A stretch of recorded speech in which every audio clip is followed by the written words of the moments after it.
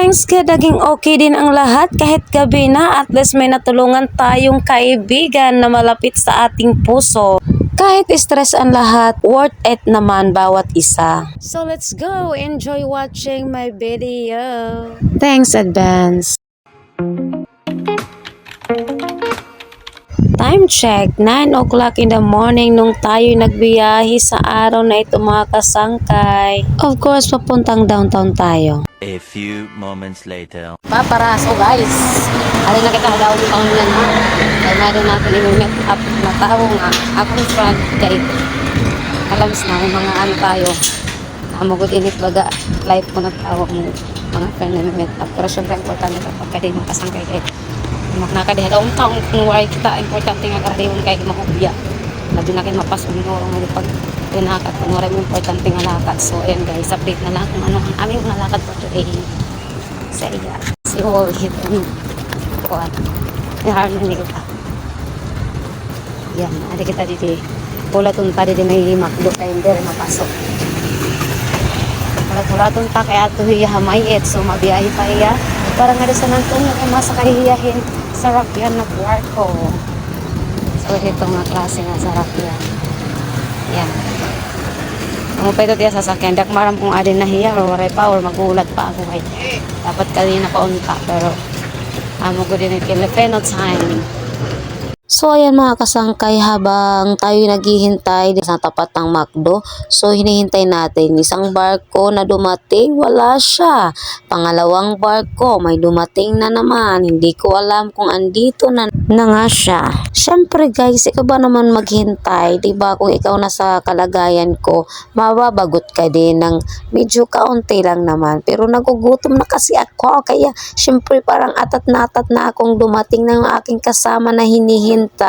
Kasi malayo pa yung aming pupunta at marami pa kaming pupuntahan mga kasangkay. So hindi ko alam kung andyan na ba talaga siya sa barko na yan. Salamat guys. Ano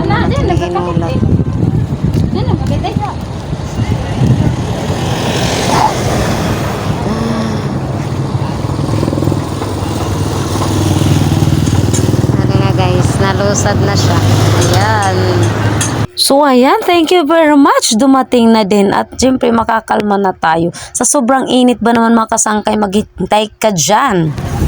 Wipik muna tayo guys. Before anything else sa mga lakad ngayong araw na ito, nag-snack muna ang mga Inday dito sa street food ng Tacloban. Sa tapat lang ng barko yan mga kasangkay dito sa seawall. Kaya pagsampa mo ng seawall, makakakain ka na. Pero syempre guys, sa multicab na kami kumain kasi naghahabol tayo ng oras. One eternity later. Bumaba na kami ng multicab kaya sumakay na naman kami mga kasangkay ng isang tricycle papunta doon sa motor shop na aming pupuntahan.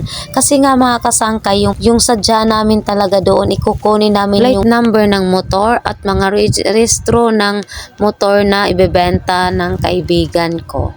Siya nga pala mga kasangkay, dito kami sa Palo branch ng motor shop ng Motopost. Finally, nakarating din ng safe. Andito na nga po tayo sa may kukunin lang tayo importante mga papeles ito mga kasangkay. Pero saglit lang naman tayo, to pick up lang naman yun.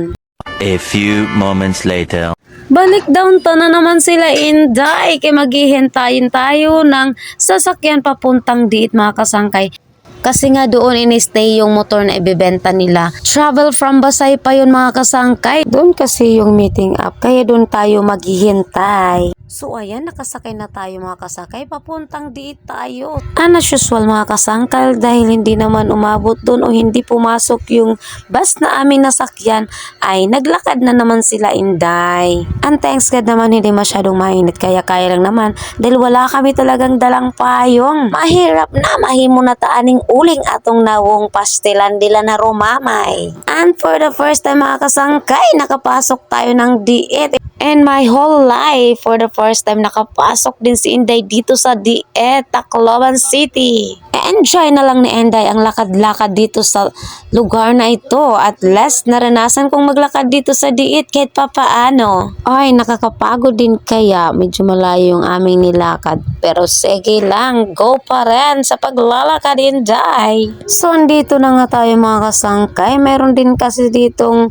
pwesto ng motopost. Yung mini lang siya na pwedeng mapaglagyan o madisplayhan ng mga items na kanilang binebenta. Shoutout na la, nakbata nga hipakito. So, andito na nga tayo mga kasangkay. Ito na ang aming items na binibenta ng aking kaibigan. Diba mga kasangkay, napakaangas. Kaya itong bumibili nito mga kasangkay, interesado talaga. Diba? Ganon, ang ganda pa niya. Brand new look talaga siya mga kasangkay. Dahil kumbaga hindi to gamit. Kaya dito kami guys sa duit ng bahay ng aking bata. Hinihintay po kasi namin yung buyer talaga nitong motor na ito na binibenta niya. May lugar naman tayong napuntahan guys for the first time in my whole life. Dito tayo sa diit. Amo nga postura didi pagpaliit na sulod. Wala ko mabong ano nga diit ini basta ada diit. At mas nakapaligihapon kita. Yung pamalalag sa kita kalibutan. Nakasulod dihap na din. Kaya meron namin mga din mga kasangkay. Nanamo na ini mga kasangkay. Maram ka man ako mga kasangkay. Ibis din kita. May harbaton God. Goodbye ka. Yan na bayabas. Uubusin kita ngayon.